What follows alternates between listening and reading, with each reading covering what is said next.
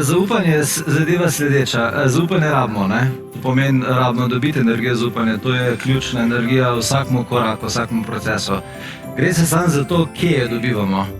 Ali ti dobivaš energijo iz sebe, iz svojega notranjega jaza, iz tvoje lastne vizije, iz tvoje duše, če lahko tako rečemo, ali dobivaš zaupanje in si odvisna od zaupanja od ljudi okoli tebe in od okolice okoli tebe.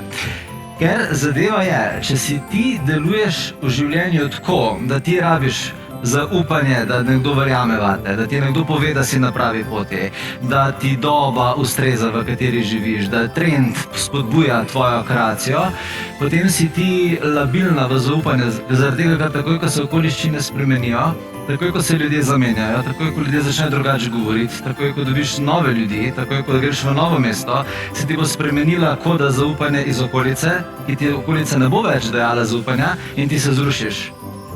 Če ti svoje samozaupanje, samozavest črpaš na sebi, to pomeni, da ti sama sebi priznaš svoj korak, svoj cilj, svojo idejo in ne spuščaš v ta notranji krog vrednotenja tvoje ideje in cilja drugih ljudi, nobenega. Ne svojega partnerja, ne svojih otrok, ne svoje starše, ne svoje babice, ne svojega šefa, nikogar. Samo ti, edino od 8 milijard ljudi, imaš dostop do filanja lastne vizije, potem se lahko cel svet okoli tebe zamenja in ti ne bo nihče mogel zaupanja vzeti. Ker zaupanje se ljudem poruši vedno, ko se okoliščine spremenijo, ki jim dajejo občutek zaupanja. Če hočete biti bulletproof v zaupanju, to pomeni, da lahko greste v mesto, ker vam celo mesto reče, motiš se, narobe imaš, če se ti na sebi napajaš, ti dol visi, kdo okoli tebe, ima kakršnokoli mnenje in kar ti govori. Na ta level pelj zaupanje.